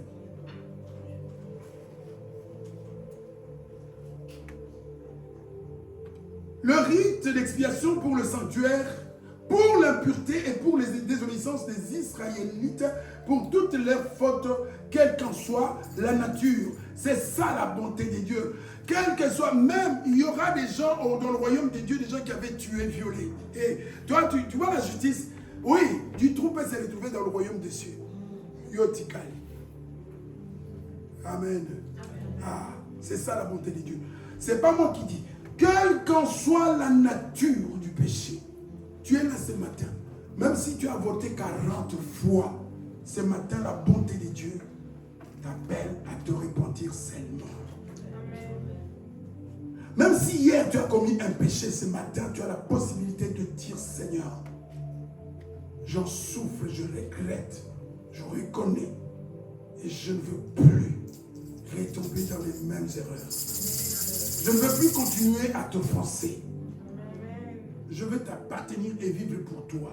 Le problème, c'est que Jésus est descendu pour nous et nous refusons de vivre pour lui. Là, c'est une pièce, enfin une scénette, quelque chose qu'on avait fait. Un monsieur, un pasteur, avec, je ne sais pas si c'était la réalité, mais ça m'avait beaucoup plu. On en avait déjà parlé ici. Un pasteur avec sa secrétaire, avec une sœur de l'église, dans une voiture. Il voit quelqu'un qui fait l'autostop, il s'arrête. La personne les braque. Et pasteur, vous allez où? On va à l'église. Nous allons à l'église. Et il leur demande s'ils étaient prêts à mourir pour Christ. Le pasteur, les yeux deviennent rouges, il tremble, il pleure. Et la secrétaire, la même chose, il les menace, est-ce que vous voulez? Et puis à la fin, il dit, mais vous allez à l'église pour aller prêcher que Jésus est mort pour vous, non? Mais vous, pourquoi vous n'êtes pas prêts à mourir pour lui? Est-ce qu'il y a beaucoup de chrétiens là? Je ne demande pas qu'on réponde. Est-ce que... Ah, vous voyez le sourire, je ne pose même pas la question. Mourir pour Jésus. C'est ça être un disciple. Un disciple, là on monte la barre très haut. On n'est pas déjà capable d'arrêter de consommer les personnes-là. Je ne veux même pas connaître les noms. On n'est pas capable d'arrêter de consommer ces personnes-là. Est-ce qu'on peut être capable de mourir pour Jésus? Sincèrement entre nous. Bon, la caméra ne va plus filmer. Vous connaissez beaucoup de gens dans les églises qui sont prêts à mourir pour Jésus? Bon, nous nous attendons à quoi? Sincèrement, nous nous attendons à quoi? Sérieusement, nous sommes là pour être enlevés. Mais vous connaissez beaucoup de gens. Une église où la moitié seulement des personnes, un quart des personnes sont prêtes à mourir pour Jésus. Et même nous ici ce matin. Est-ce qu'il y a 10 personnes prêtes à mourir pour Jésus ici ce matin? Amen. Eh, mourir, je parle de mourir. Revolver là. C'est ça qui fait la différence. Donc comme nous sommes là ce matin, la différence ne se fait pas comment tu es habillé, comment tu es coiffé, comment tu es maquillé. Quand Dieu regarde, quand ils sont des cœurs, il sait que maintenant là, si on met une bombe, on dit tous ceux qui veulent suivre Christ, vous restez là et les autres sortez. Dieu sait qui va rester et qui va sortir. Amen. Les choses se feront là. Pour Christ, tu restes dedans, la bombe va exploser dans 10 minutes. Et si tu veux la vie, et c'est là que Jésus dit, c'est lui qui voudrait sauver sa vie là. Quand tu vas, si tu n'avais jamais compris ce verset, c'est ça le sens. Donc si tu sors parce que tu veux sauver ta petite vie maintenant, tu la perdras pour toujours. Mais ceux qui resteront ici, qui risqueront de perdre leur vie pour Jésus, ils la sauveront. Amen. Il procédera de même pour la tente de rencontre parce qu'elle est dressée au milieu d'eux et de là. Mais tout ça, ça ne nous intéresse pas. Tout ce qui nous intéresse, c'est l'acte. Ces choses-là n'existent plus. Tous ces détails-là, ces rites-là, ça n'existe plus pour toujours. Et cet exercice-là qui consiste à mettre du sang, ça n'existe plus. Ça n'existe plus. Tu peux le faire, mais ça n'a aucun sens. Ça ne sert à rien. Parce que moi, pour moi, quelqu'un a donné sa vie pour moi. Il a payé ma dette avec son sang. Et ce sang-là est suffisant pour toujours. Tant que je lui reste fidèle, son sang est sur moi pour l'éternité jusqu'à son retour. Quand il me voit, quand Dieu me regarde, il me voit au travers de ce sang-là. Pas parce que j'en parle, mais parce que ce sang a coulé pour moi. Et seulement pour tout le monde. Mais ce sang a agi dans la vie de ceux qui ont la foi en Jésus. Donc ce qu'il te faut pour être sous la couverture, pour avoir le bénéfice du sang de Jésus, ce qu'il te faut, c'est la foi et rien d'autre. la foi, rien que la foi. Parce qu'on est sauvé par la foi que Jésus a donné son sang pour moi.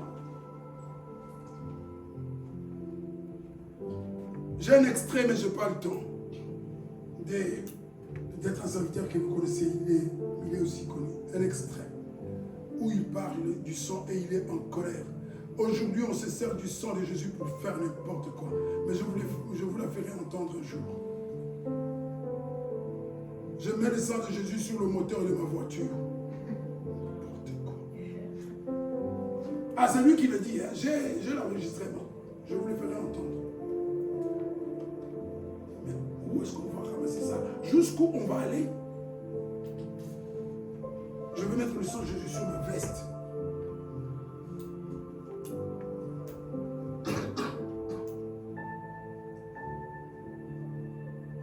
La personne en question devait donc, le sacrificateur, il accomplira ce rite d'expiation pour lui-même d'abord. Regardez la différence. Jésus n'avait pas de péché. Mais là, le sacrificateur, c'était le pécheur pour sa famille et pour toute l'assemblée d'Israël. Vous voyez, ces choses-là. Mais maintenant, si ton fils adulte, ton mari ne veut pas croire, ta femme ne veut pas croire, il n'y a rien à faire. La seule chose à faire, c'est prier pour eux. C'est vraiment prier. Leur annoncer la bonne nouvelle et prier s'il faut jeûner. Donc, faire tout ce qu'il faut, en tout cas, pour que Dieu leur fasse grâce pendant qu'ils sont vivants. Mais ici, ils pouvaient accomplir ce rite en utilisant le sang. On dit pour lui, pour sa famille et pour le reste du peuple. Et tout ce travail, Jésus l'a fait une seule fois pour tout le monde. Le sang de Jésus n'a pas coulé pour les Israélites. Et ici, c'était seulement pour eux. Parce que ce qui était fait là ne pouvait pas me sauver moi. Qu'on comprenne bien, on va aller le ramasser. Ce qui s'est passé là dans le temple ne me concernait pas parce que je ne pouvais pas bénéficier de ce qui se faisait là. Ça se faisait que pour les gens qui étaient là sur place. C'est là qu'on entre dans d'autres dimensions. Jésus, le sacrifice de Jésus est universel. Alors que ce qui s'est passé là dans le temple s'arrêtait seulement là. Est-ce qu'on peut comprendre ces choses? Et aujourd'hui, on va aller chercher ça pour le mettre sur nous. Ça ne marchera jamais. Pourquoi? Parce que Jésus est intervenu avec un sang plus puissant que le sang du bouc.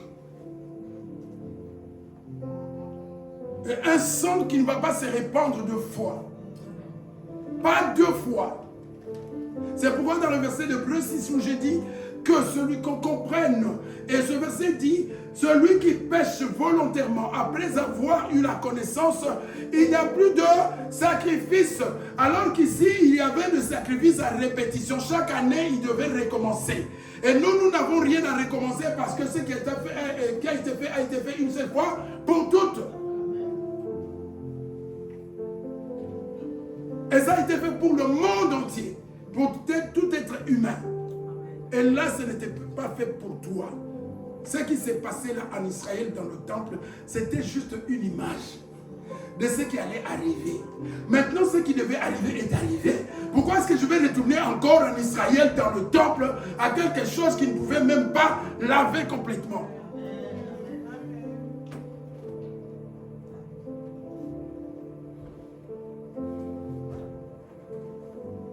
Jésus a fait l'expiation. Au fur et à mesure que nous allons avancer, vous allez voir qu'il a fait une seule fois. Pourquoi une seule fois? Pour sa famille et pour toute l'assemblée. On continue. Après cela, il sortira vers l'autel qui est devant l'Éternel et accomplira le rite d'expiation pour celui-ci. Il prendra du sang du taureau, du sang du bouc, du taureau et du bouc. Il y avait deux animaux. Et il en appliquera les cornes de l'autel tout autour. Il appliquera sur les cornes de l'autel tout autour. Nous, Jésus n'a pas fait tout ça. Son sacrifice était tellement puissant que tous ces détails n'avaient même pas d'importance. Donc ce n'est pas des choses. Ici, c'était juste une image. C'était la préfiguration de ce qui veut. Et ça, c'était imparfait. Et ce que Jésus a fait est parfait. Et ce qui est parfait, on ne peut pas y ajouter ni y retrancher quelque chose. Nous n'avons rien ajouté.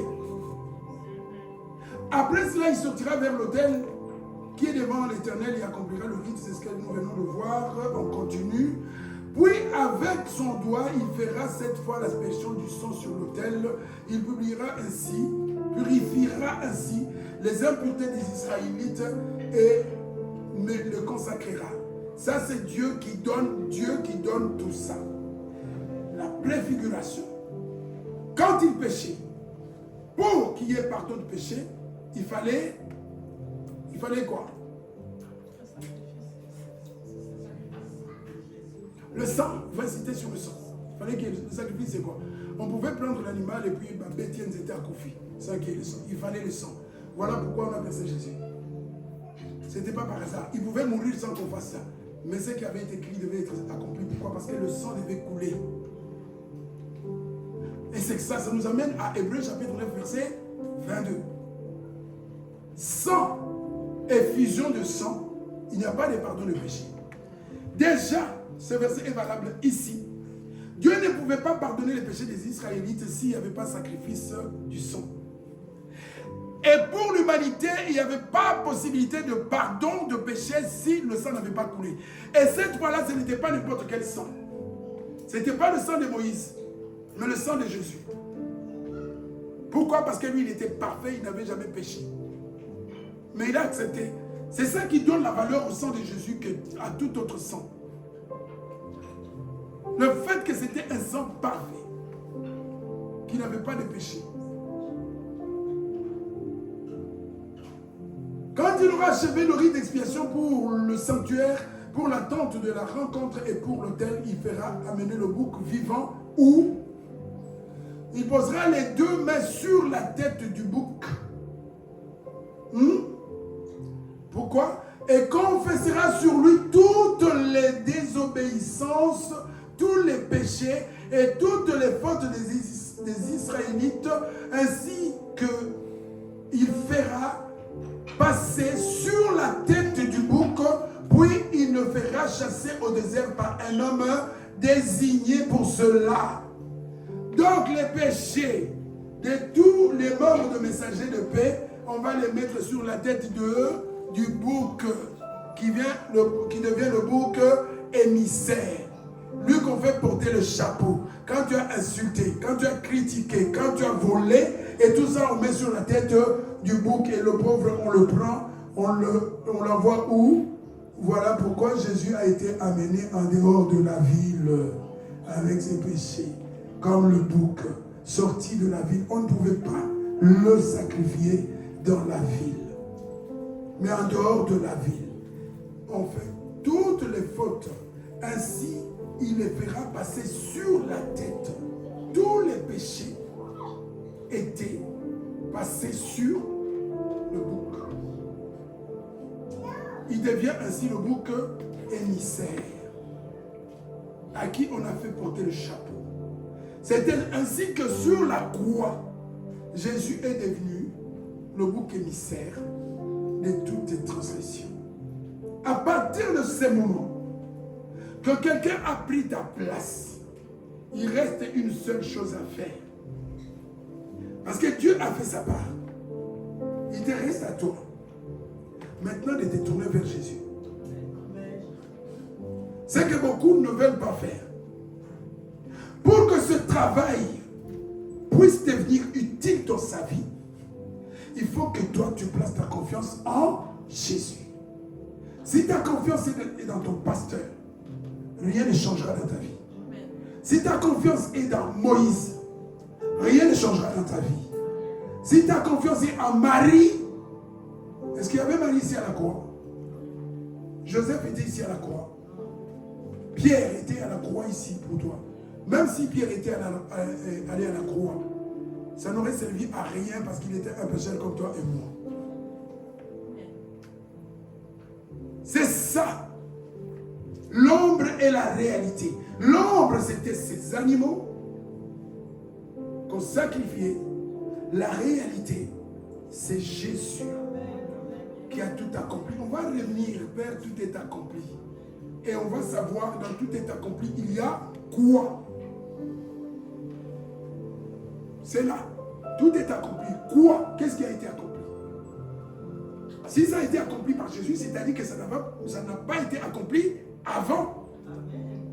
Mais quoi en réalité?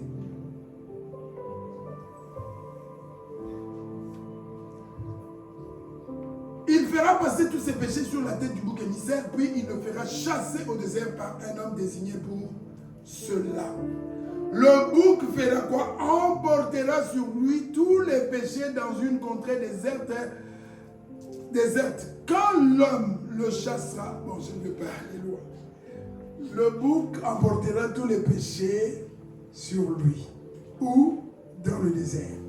Et donc, pour cet instant-là, l'homme pouvait se présenter. Donc, le peuple d'Israël obtenait le pardon du péché. Pourquoi? Parce qu'un pauvre animal a été sacrifié à leur place. Mais ce n'était que provisoire.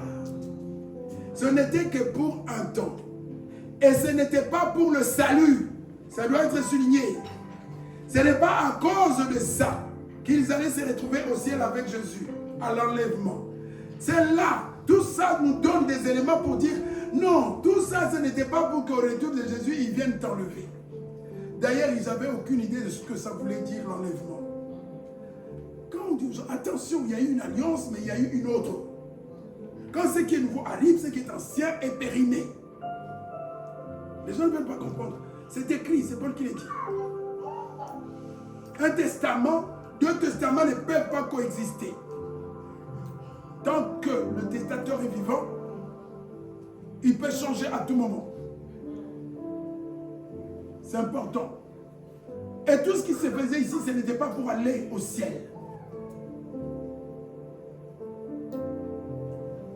Voilà pourquoi ce que Jésus a fait est parfait pour tous les hommes. Parce que ça va t'amener un jour au ciel si tu crois en Jésus. Si tu crois en Jésus. On retourne pour terminer à notre Romains 23. À notre Romains 3. Cette fois-ci, le verset 25 à 26.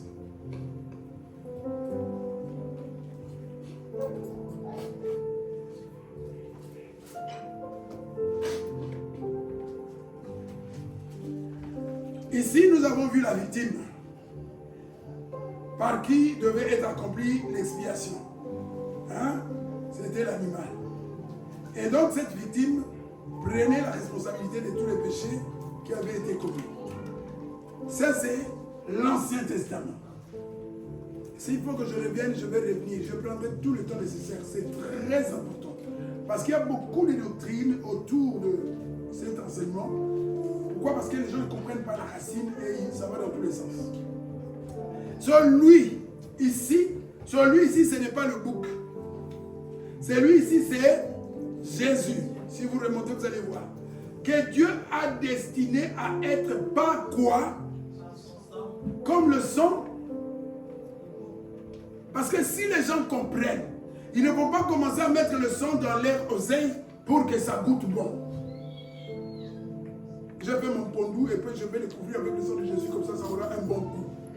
Attention, tu vas pécher là où tu vas commettre un péché dont tu n'as pas conscience.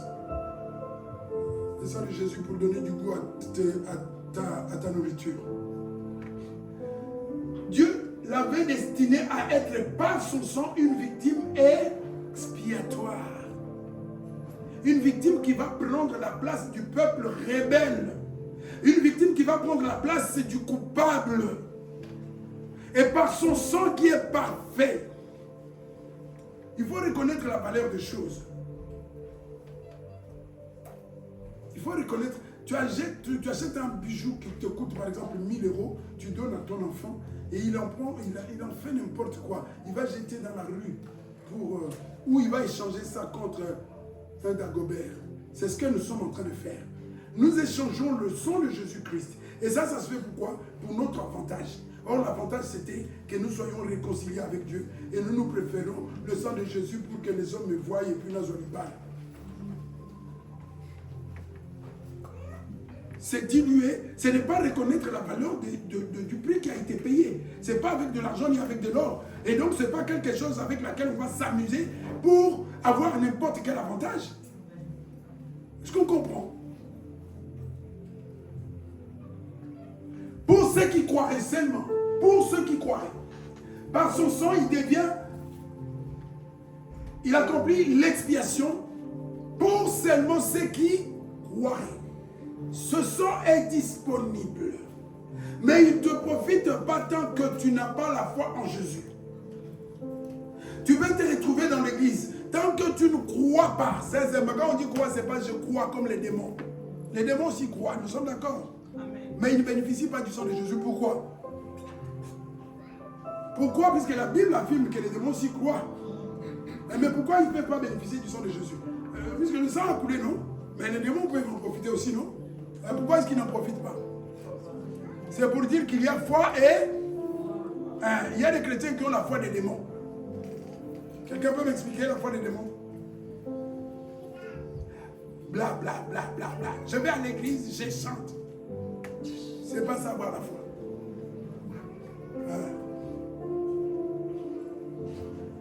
Il démontre ainsi sa justice puisqu'il avait laissé impuni les péchés commis auparavant à l'époque de Sahara.